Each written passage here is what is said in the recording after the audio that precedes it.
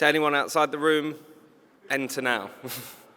Good afternoon, ladies and gentlemen, and thank you for joining us at the final session of the day here in Woodrow Wilson at the 15th anniversary of ITW. We've had a good time reconnecting the industry, and I hope you've enjoyed your time and made a lot of meetings and new connections and old. Next up here, though, we have a panel exploring the reality of never-down infrastructure, network infrastructure, should I say, which is part of the terrestrial connectivity track. Before we begin, though, I'd just like to say a special thank you to all of our sponsors, particularly our diamonds, AT&T, Deutsche Telekom, STC, and Telefonica, for making all of this possible. So joining us now is Gil Santeliz, founder and CEO of NJFX. So without further ado, over to you. Great, thank you, Chris. And if we can get the folks into the room to either close the doors, ask anyone that's thinking about coming in to please come into the room and join us. I know it's the last session of the day, and thank you for being part of what we're trying to do in terms of communicating to the industry the resilience of the internet. So again, if we can close the doors, it's going to be a smaller session, but an important session.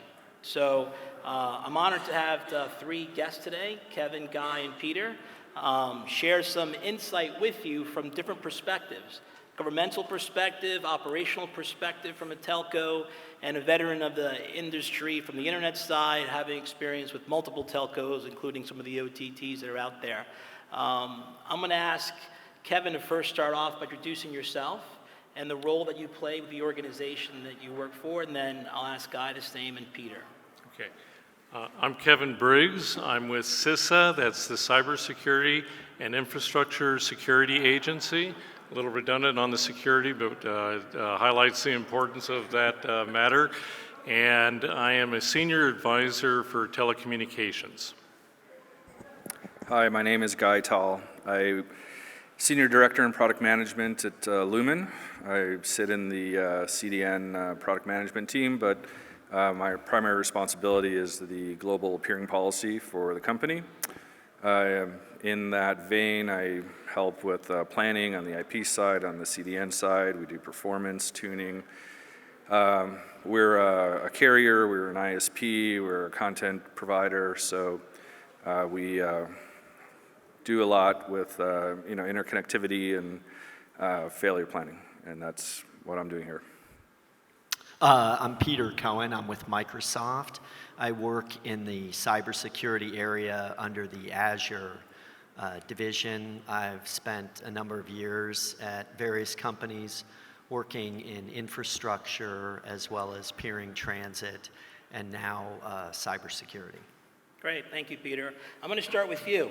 So, Peter, how did you get started in this industry we call what today? Telecommunications, technology, internet. How did you get your start in this Sure. business? So after college, I spent a couple of years in software, and the internet kind of was getting hot in the early 90s, and I made a transition from software to an ISP and locally here in Northern Virginia, and spent a number of years going between various sort of tier one ISPs, working on peering and transit, some CDN business, and data centers. And basically, I guess I got my start in this by just being curious about how the internet and infrastructure worked.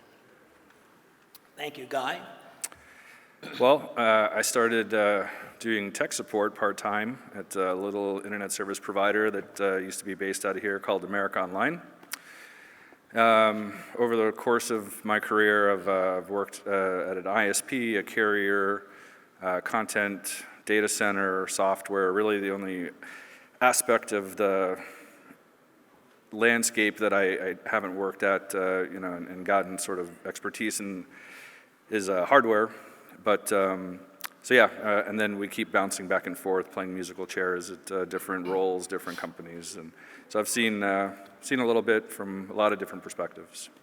Great. And Kevin, before you tell about how you got into the business, I'm going to share my story. Okay. I'm a telecom guy too. Sure. So I started by selling long distance for MCI in New York City. And then worked my way into the marketing side in corporate headquarters, eventually got into a joint venture with MCI in Mexico City, came back stateside, started a fiber company and built a fiber network, sold it to Altice, And when I sold that company, I took some time off, and then I came back and came up with the idea of NGFX, a carrier-neutral cable landing station, where we kind of host subsea cable and create a better connection spot. So that's the three telecom guys. How does CISA find its field folks? Well, I started off in the Air Force as a communications officer, and mainly focused on nuclear command and control and White House communications, both of which we can't really talk about here, but that was a large part of my portfolio. After I got out of the Air Force, then I worked over at FEMA as the Readiness Division Director there, and at the CISA, or actually DISA's NCA and Nuclear CQ Plans and Engineering Division Chief. So I've worked different aspects of both the radio side, such as like with IPAWS. I started a program years ago called the Integrated Public Alert and Warning System, where I went to Congress and asked for additional funding to do things like how do you get alerts onto your cell phone. And I'm very interested about the convergence of the telecommunications universe with the IP universe. I do a fair amount with cybersecurity, all the way back in the, like the SS7, Signaling System 7, and Diameter, and now 5G and the like. But it's all converged now. Everything is computer, essentially. And that's unique, right? So in our industry, you don't really hear military background getting into telecommunications. Ours is sales, marketing, finding your way, invited by someone. We had a session earlier today talking about young people getting into the industry and how do you recruit. And it's good to know that our government's recruiting folks and grooming them to be able to work in the telecommunications industry. So our session today is really about the internet itself, never really being down. Myth or truth, right? Is it possible for the internet to come down? Before we talk about the internet coming down, what is the internet? So Peter, you and I spent the last 5 years talking about this relentlessly. Eyeballs, content, inter-exchanging networks. Give me a definition. What is the internet today in the United States? Sure. So I guess the internet is really connectivity and communication, meaning that you need to be able to reach something and it's used to communicate. And communicate means everything from client server to car, data center to home user, streaming video, shopping, whatever sort of, element that it is. So it's really, the entire width of everything that's going on and sort of, watered down or concentrated. It's the communication between people and something that they're looking for. And so that's kind of like a wide definition, kind of the way I see it, is connectivity and communication between individuals and destinations.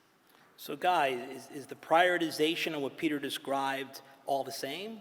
Do you prioritize who gets to see what and when and how fast and how traffic moves between locations? There's probably some degree of that more on the wireless side, but on the wireline, on the, people sitting at home, processes sitting in a data center, I would say there's probably very little of that on the internet. There is prioritization on the internet. Very little. Very little. Yeah. So you're saying most that of it's, from my perspective and my understanding, most of it's actually like RF to, tower, but that's sort of a function of your, cell phone service. But aside from that, I don't really see very much prioritization. So Kevin described a few minutes ago some important stuff. I would assume he gets prioritization for things that are important that he throws onto the internet. Who are the players that, if a prioritization were to occur on the internet because it was important, who are the players that potentially could prioritize traffic? Would it be the residential IP networks? Would it be the hubs and the inter-exchanges, or it's just not built that way? Peter? So the way I think about that is, prioritization comes when there's congestion or reduced services. So if there's something that, prompts a huge amount of users at once to take place on the network, there should be some sort of prioritization for 911 and, emergency services and police officers and firefighters and ambulances and hospitals and what have you, is really what should be going on. Yeah, but a lot of times they contract different service than Sure. The commercial internet at large, and so they're really not contending for the same resources. And then in failure scenarios, something that was like really important, and we were talking about just outside was all of those emergency services, electrical, water, government, military, they can register with the FCC with the Telecom Service Priority. There's 5 different levels, and when there is a failure, a disaster, et cetera, that along with our own internal systems get prioritized to the top for repair, and then it kind of cascades down. And there's some requirements, maybe some nominal fee, but if you're in that category and you're not registered, please go register. Yeah. And I'd like to tag on that Please, a little yeah, bit. yeah. The TSP is a great program, and in addition to that, on the telecom side, which is converged, especially with 5G and 4G using TCP/IP in the core, we have things like wireless priority services, where you can sign up and get a priority connection into the wireless network, and you have other programs on the wireline side, because everything becomes wireline once you hit the cell towers. That is another program called GETS, the Government Emergency Telecommunications Service. That's free. It's one of the things that CISA empowers organizations, especially if they have a nexus with public safety or any other infrastructure. So if you don't have that as part of your planning portfolio, I highly encourage you to look into things like he was just talking about with Telecom Service Priority, the wireless priority services, and GETS. Yeah, so at the cable landing station, NGFX, our critical employees have the GET services, and that's for phone calls, right? That's to make sure I can call somebody. That is, though there may be additional data layers on that in the coming not too distant future. Okay, because I agree. I mean, I remember, old enough to remember 9/11, and phones didn't work, right? Because everyone was making a phone call at the same exact time. Right. The PSTN, Public Switch Telephone Network, got my acronyms from my days at MCI and telephony. It didn't work, right? Because everyone was trying to call each other. And back then, lessons learned is you've got to give those GETS numbers out to prioritize fire, police, certain essential services, not just folks that are worried about each other. Right. But the idea of applications now is important because, the question I have for you is what application changed your view of the internet? And that question is going to lead to how many things are on the internet today. So I'll stick to the agenda that I had. Mm-hmm. So for me, the internet changed the way I view it when I saw Uber. A car came to pick me up. I paid for the service without pulling out my wallet. It knew where I was going and dropped me off. And I said, this is fascinating, right? I've got a cell phone. It knows where I am. It's bringing a car to pick me up. It's going to deliver me. I'm not going to pay. This is all being done with my cell phone on the internet. Guy, what application got you jazzed on the internet to say this is not going away? Kind of similar, and not plugging anything, but Waze actually really got me excited about it. Just the interaction of the technology with the mobile, with transportation. Yeah. Kevin, what application fired you on a personal level? On a personal level, absolutely. Things like you were just describing, not having to pull out the paper maps while you're going into DC or some other thing is a wonderful thing. Mm-hmm. But on a more personal note, things like the telemedicine, we've got some special needs kids that are very difficult to get into the doctor's office. And so we've been having lots of virtual visits, and it's just extremely helpful to be able to do things via some sort of video teleconference. Yeah. Peter, what was that magic moment for you? Yep, my answer's a little longer and probably a little earlier, which will date me for how old I am. So in the 90s, when the software business was going on and we had a dial-up bulletin board for getting updates, we moved that to an FTP site. Does anybody know what an FTP site even means? Hopefully everybody does.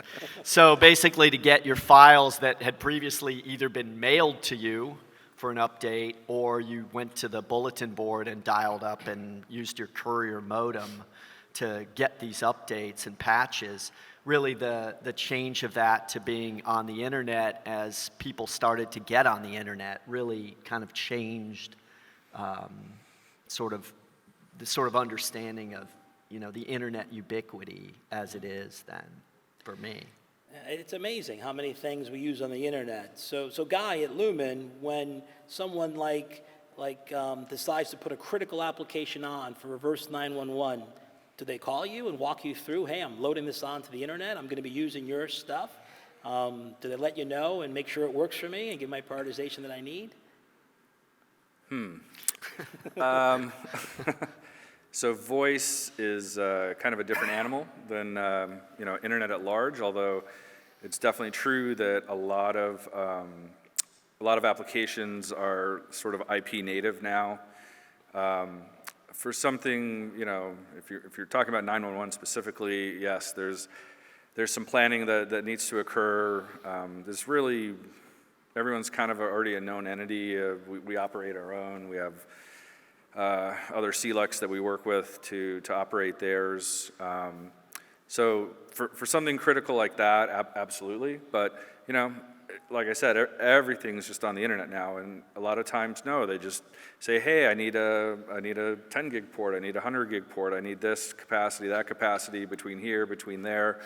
And if you're having a good conversation with the account team, then they need to dig in and see, like, what do you need? Because one of the things that has enabled us to be able to continually lower cost is this kind of consolidation, but it's kind of a double-edged sword where, yes, it's easier to interconnect, yes, it's cheaper to interconnect, but the price is that now we're creating little points of failure that are bad for the redundancy, the resiliency of internet service. So that's the kind of conversation that you need to have, and if you actually need to have always up internet, that has to get built in.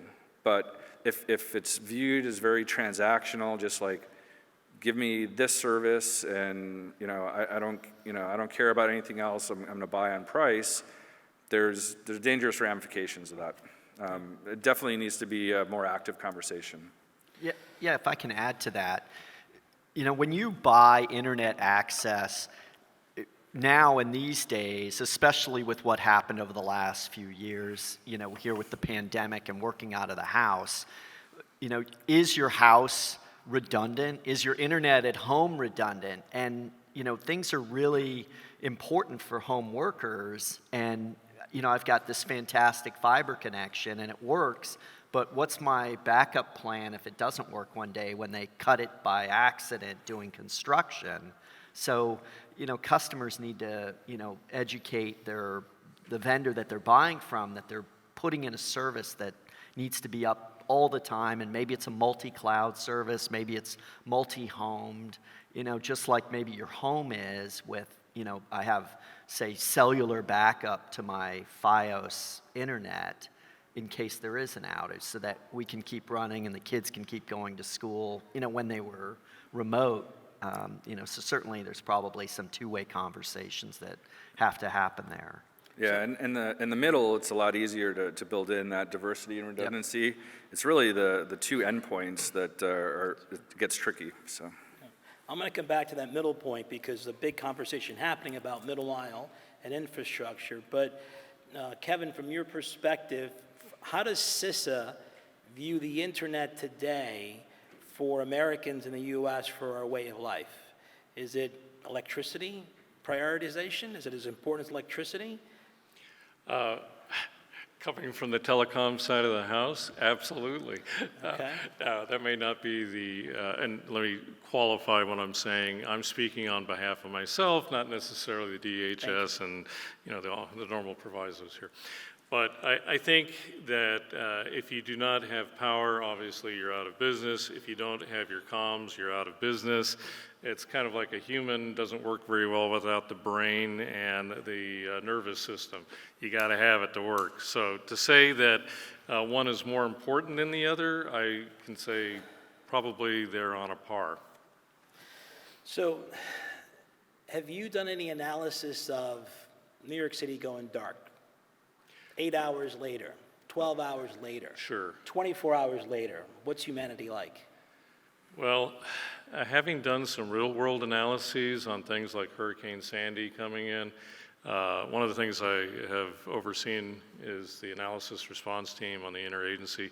And so you get things like, okay, and it's very scenario dependent. So in the case of Hurricane Sandy, it's just a category 2, but when you say just a, it actually had nearly a 14-foot surge coming in.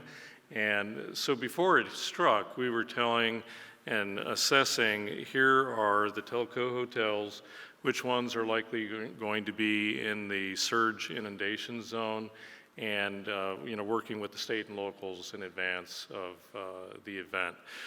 But when it comes to outages, the range of scenarios are everything from cyber going up to tree branches or down to tree branches and up to thermonuclear war. So Not going to go there today. Yeah, but if you do have something, whether it be a improvised nuclear device or something on the higher end, that obviously takes you down for a much longer period of time. And it's something that we don't normally talk about in not in detail in a public setting, but it is in the range of scenarios that we definitely consider. Yeah. So Peter, it sounds like we must have a fortress around the big internet hubs. We must have, guards, ironclad protection over these hubs. Have you been to some of the hubs that protect the internet today? Yeah, I've been to quite a few of them around the States and internationally even. Yeah. Probably not always the case, for protection of these places. In the original days, there were not fences around data centers or around, those carrier hotels. May East, which is, my first data center I guess I was ever at in Northern Virginia, was just a key card and a camera. When you entered, it wasn't manned. You just used your key card, you grabbed it off the wall for your ISP, you drove over there, you scanned your key card, you pulled the door open. There was a camera, I don't even know if it worked, and then you did your wiring or what have you in there. And certainly we've grown up since those days in the 90s. But infrastructure is pretty important, so it's probably something people should think about, for the products and company that they work for. I mean, Guy, I'm familiar with Lumen, and you're a customer of NGFX, and we appreciate your business, and you've got a good philosophy on protecting the internet. You bring it back to your hubs, you've got, shoots out to where you want to deploy it, but you try and protect those hubs. But I have to imagine you're only as good as the interconnection points, because we started off with a definition of what is the internet. And it's a bunch of independent, interconnected networks. Mm-hmm. There's no one overseeing it all. We love Kevin to tell us he's got us covered and he's going to protect us all. But he's not. It's a commercial relationship. We all sit there and do our own magic and connect. And we're not trying to save our way to prosperity, but we're trying to manage our costs. And that means using what you have. Yep. So it sounds like we're using some of these buildings that have been around for 30, 40, maybe 50 years. Maybe they were department stores before. Maybe they were office buildings. But now they're the most important thing that we throw everything on without understanding what's really on there. There's a question in here for you, Guy. Okay, I'm waiting. How do we protect ourselves if we have so much writing on this application called the internet? Yeah, it's a good question. there's a couple of different failure scenarios that we plan for. There's losing a building, losing an entire metro, and sometimes the hardest one to plan for is actually losing a partial metro. There's many different I think there's 8 different levels of diversity that we account for, in the path, in the card, even down to conduits. We make sure that we plan for that. All of our buildings have multiple entrances. Depending on what the square footage of the building is, will determine how many laterals we need to pull in. The consolidation into certain buildings or certain campuses. Again, I mentioned earlier, it helped with convenience, it helped with cost. But let me give you a little story. I'll make it short. When I was in a previous life, we had a customer in a particular country that said, we need full local diversity in this one particular market. So we said, okay, yeah, we can do that for you. And we went to all of our different partners and said, okay, we need to put additional space and power and capacity in a couple of different fashions into Market X. And they said, okay, here, go to this place. No, we don't want it in there. We actually want it in.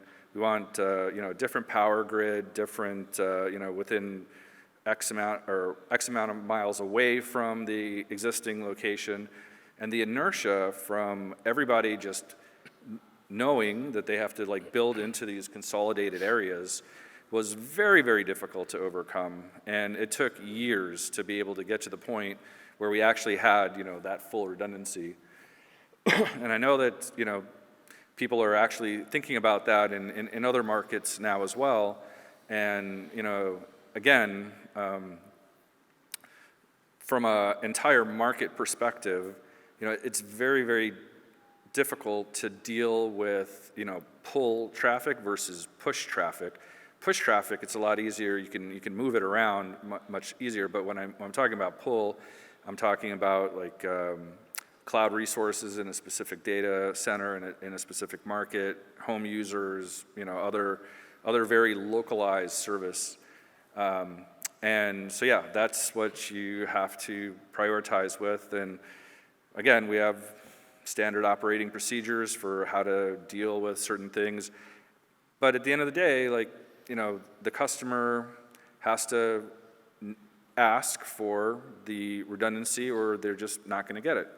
And you have to be vigilant because, companies like mine, we're not, exempt all the time. I mean, and not maliciously, but we have to groom services from here to there for reason X or Y, and sometimes they get groomed back and sometimes they don't. And you could be running along a bridge, and the bridge owner might say, yeah, you can't go along both sides. You have to go through the same conduit on the same side.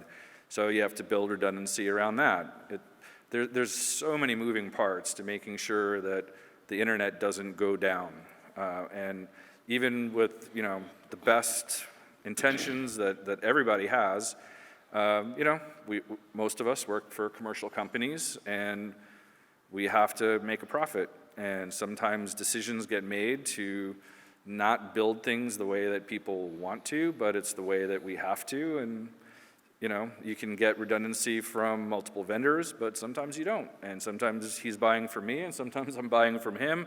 And the ultimate customer doesn't even know that they're running along the same path. So yeah, you really, really, if it's important to you, you have to spend the time, and sometimes you have to spend the money to get what you need. I'll give you an example of the early days of the internet, so to speak. And I was there somewhat early, and there's certainly people who got there before me. I worked for what is now PCCW. It was called Case Internet, the same AS 3491 or whatever. And we had a pop in Northern Virginia and McLean, and it ran, I want to say an SMDS link or some wacky link to May East. And they had some link up to New York, and Baltimore was along that same link. And that was it, right? There wasn't a path back. There was just a single link from the core routers to May East, and from the routers, 2 routers, I remember one of them broke one day and, things went bad, up to Baltimore, and there was a router there and a router in New York. This was like on a shoestring, and this was pretty much a tier 1 ISP then in 95 or 6 or what have you. And, we've grown up a lot since then and learned a lot of things, but, the customers as well need to, maybe research who they're buying from or something in order to know that, not all internet providers are equal. Not all of them may have been engineered the same way, and that you're kind of responsible for your own redundancy. I think I said that like 20 years ago. Was a quote I said was, "You're responsible for your own redundancy." Definitely. So for Kevin, what kind of grade do you give us? U.S. infrastructure. That's how it works. How are we doing? A grade. Well, this is not a DHS. This is Kevin sharing his perspective. Just give us the A, please. We're trying to. How about a B plus? In that there is room for improvement and I think it comes down again to scenarios. Are we good at redundancy, reliability when it comes to the events that happen, up to like every 10 years? When you start getting outside of that environment and are into the like 50-year scenarios and things like that, the larger telcos and internet service providers, like AT&T's and the likes, Microsoft, Lumen, of course. Yeah. You build in a bit of extra redundancy, but when you get to the second-tier providers and the like, their operating margins aren't such that they understand or can put in the resources required. So room for improvement, but I think we're doing pretty well as long as it's not a 50-year solar superstorm or a nuclear event going off in Manhattan or something like that. Yeah, we'll leave nuclear alone and thermonuclear because that's well beyond our pay grade here. But look, hurricane season starts in 30 days, right? We're 30 days away. Here we go again. So Peter, we get a hurricane. Peter coming along the East Coast.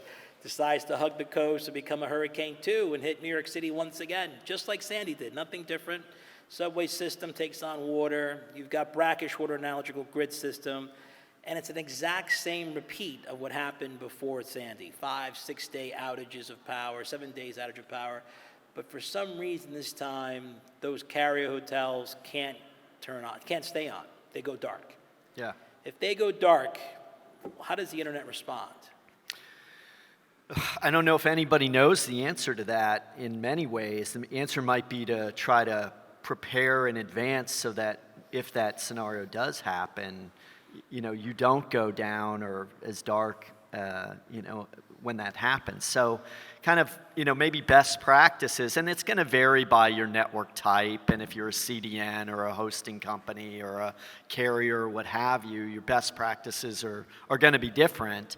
But as I said, you're responsible for your own redundancy. So did you connect to everyone you needed to connect to and have some sort of failover scenario that would protect you and keep you up with your most important, I'll call them partners or peers or even customers, so that if that happens, probably when that happens, you're no longer... Did you say when that happens? Yeah, I mean...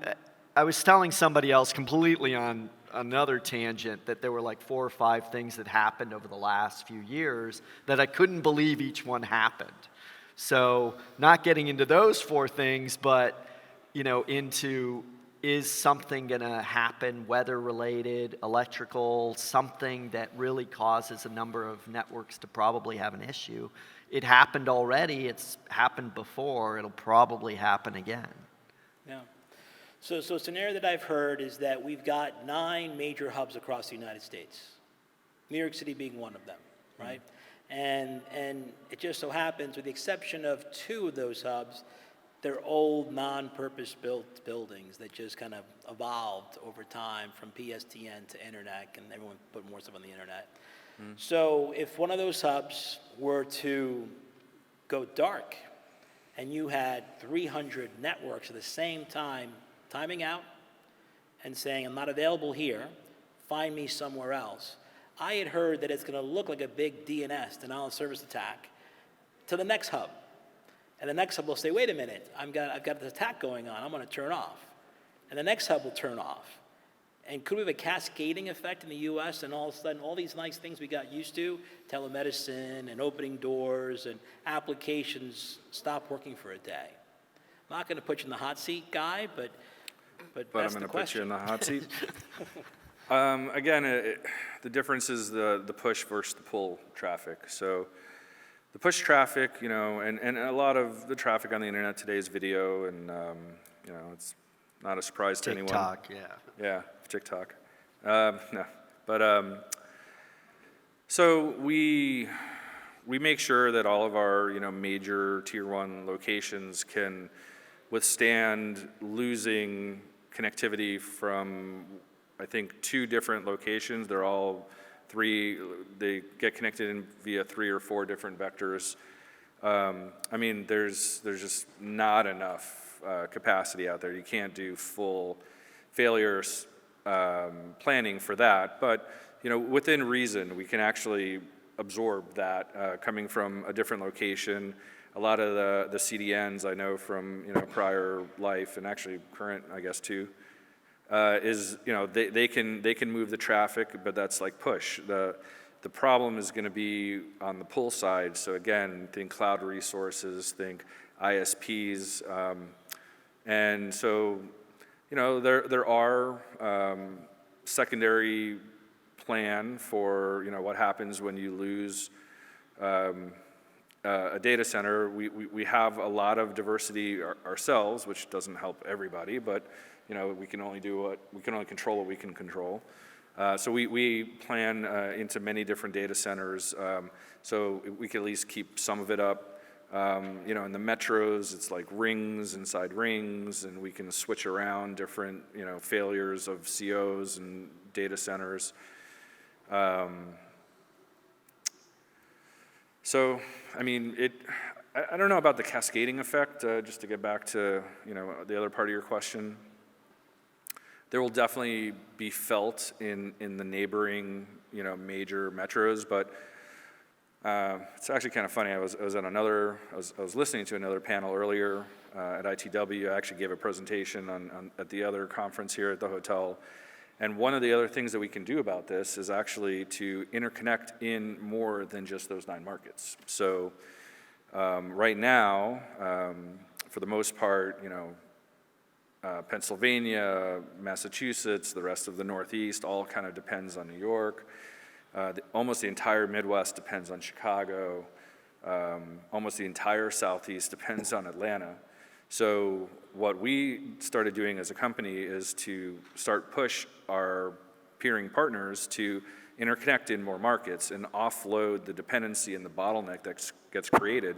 Because it is kind of ridiculous that, you know, your internet's going to go out in Wisconsin because there's a problem in Illinois or Indiana, or, you know, you can find those scenarios all over the place in every part of the world. So, you know, that's another thing that we're doing to kind of get, you know, limit the radius of a failure event and make it less effective to more people, if that makes sense. Thank you.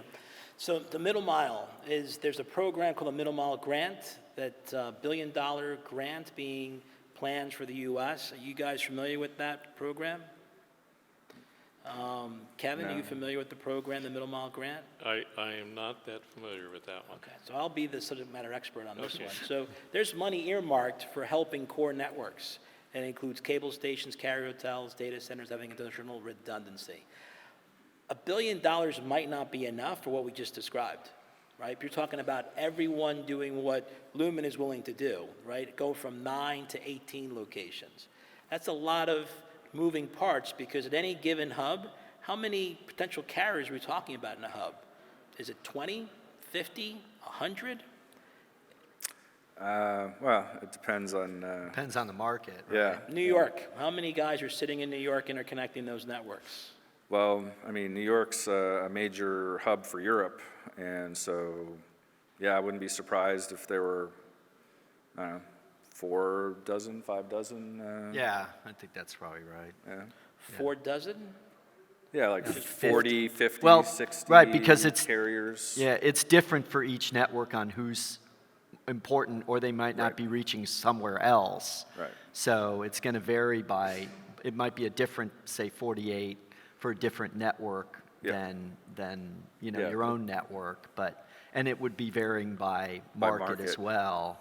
Yeah. As you get to Chicago, you don't have a lot of, European cable landings coming, so. No. Right, So you're talking- but Miami, the list is different. LA, the list is different. yeah. Seattle's list is different. And this is domestic and international Yep. carriers Yeah. exchanging traffic, and Right. then throwing the residential guys on top of that because they have the last mile and access going across. Yeah, and there's also a scenario where some of those are customers and, are sort of responsible for their own redundancy to their upstream. So they may also need to connect in additional places as well. No.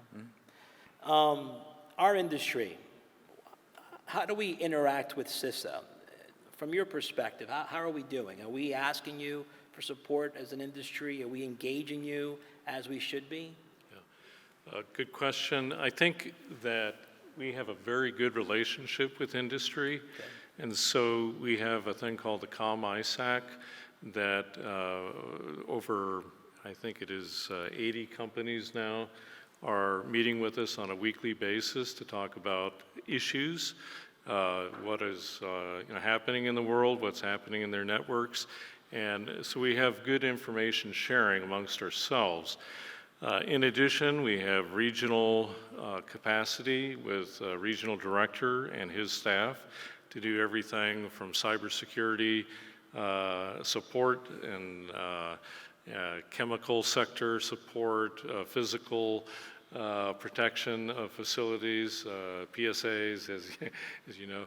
So there's a range of staff that are available to help, and I think today there is a pretty good awareness, but for those who may not be aware of what CISA and the rest of the government, like FEMA, is providing, I do recommend you go to CISA.gov and look at the resources there, because whether it be something like a resilient power guidelines or a power outage annex, or other things dealing in the cyber, what are the top 15 cyber issues you need to look at with the public-facing internet, it's important to perhaps be aware of the resources that are there.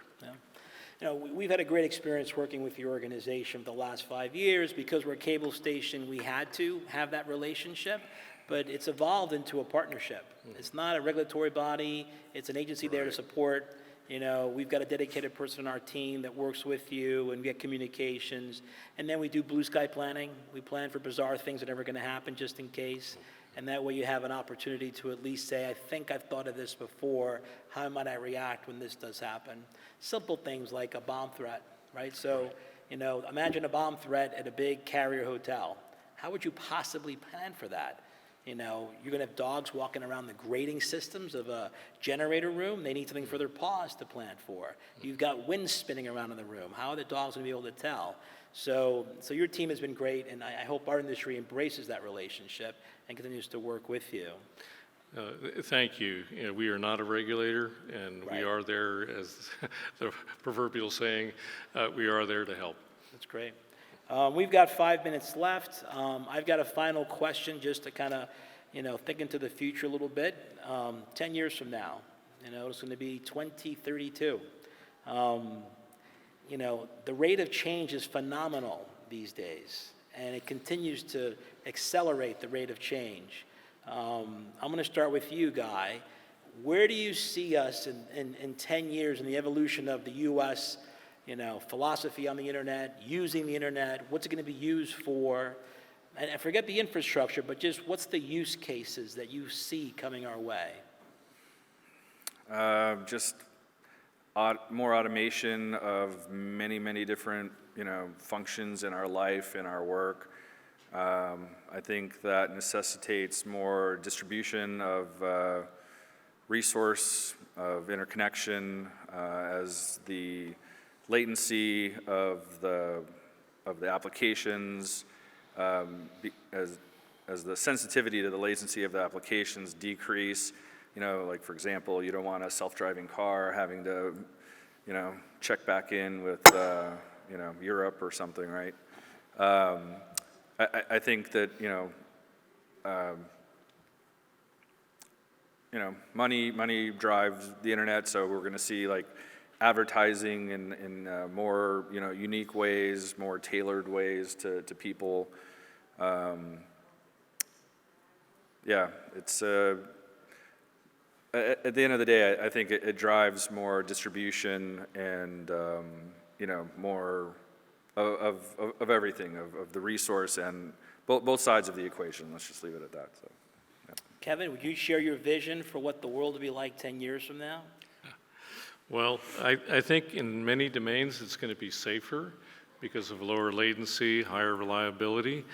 On the other side, if we don't do our cyber hygiene well, and we don't do our route diversity planning well, then it introduces additional vectors of risk. And so it's kind of a two-edged thing. It can be really, really good, or if you don't, especially in the cyber domain, if you don't do your homework, you've just added a lot of new attack vectors. Yeah. Peter?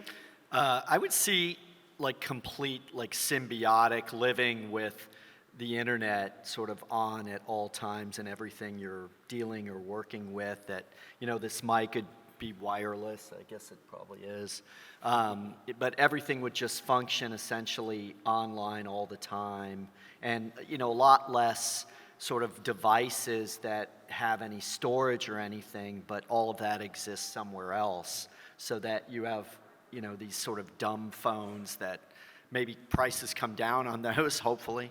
And you're able to just completely not worry about your own sort of photo protection. I have no idea where all my photos are. I'm not sure if they're on my phone or my iPad or whatever it is. Yeah, no one wants to see your photos. Nobody wants to see them anyway, right? But yeah, something like that where everything is just integrated together, that it just becomes such a part of life. Yeah, no, I agree. I think it's going to be a fascinating next 10 years. Think about when we were kids, we'd watch George Jetson, and we'd see him have this watch, and the watch you could have a conversation with. Well, now it's on your phone, right? Yeah. And we never dreamed, and we thought of that being just incredibly different. And the Internet of Things, Emily's new on our team, and I kind of talk about the Internet all the time with her. And I said, look, imagine having 100 proxies for you that can spend your money, make decisions for you. You decided what it can do, and it's a car. So I have a car, and I said, look, when the price of gas goes to this, go run out middle of the night, get some gas for me. Be willing to travel 30 miles to get gas. I've got a farm, and I say I want to keep my crops at 65 degrees, so canopy over whenever it gets too cold, and don't bother to tell me, just kind of do it for me. Mm-hmm. It's going to be a fascinating world that I think our industry is the basis for where this is all going. But we have a responsibility, right? Because today was talking about the internet going down, and yes, commercials are important, but we need a partnership with our U.S. Gov, I believe, to make sure that redundancy gets supported. We're never going to ask you to regulate us, but we might want to ask for some suggestions, some minimum standards going forward, so that we don't find ourselves in positions where we put all our eggs in stupid baskets and then say, how did that get there? Who came up with that? So with that being said, there was one question that came through. I want to make sure we answer it. The question was, how are data centers providers facing electricity cost increases? Does anyone want to grab that question? You're the data center guy. Right, yeah. So the way data centers do this is they should be hedging their power costs. They should be not, riding the cost of electricity on a daily, monthly, or annual basis. They should be buying yearly subscriptions, hedging 3 years out. If they aren't doing that, they're going to be out of business because electricity varies in cost, and the variations can be pretty wild. In Europe, it did happen. In Texas, during those big ice storms, electricity prices zoomed up to a number never seen before. So if you're not managing that, you'll be out of business. But I want to thank our speakers today for being part of the panel, for you guys to stay as late as you did. It is officially happy hour, so we look forward to seeing the Telstra party tonight, hopefully. Thank you.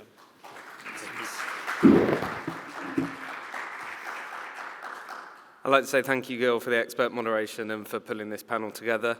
And thank you to Kevin, Guy, and Peter for sharing some insights into how the internet's evolved, what it's going to look like in the future, some interesting kind of visions there at the end, and what threats to look out for on the way. Once again, I'd like to thank all of our sponsors for their support. And that's it for content here in Woodrow Wilson. But down at the expo stage in 10 minutes, there's a fireside chat looking at the impact of supply chain struggles we've been facing, how that's impacting subsea deployments. I'm going to head down in about 10 minutes, so please join me for that. Otherwise, we've got a lot of networking drinks around the venue, around the harbour, so check those out as well. And thank you very much. Take care, everyone.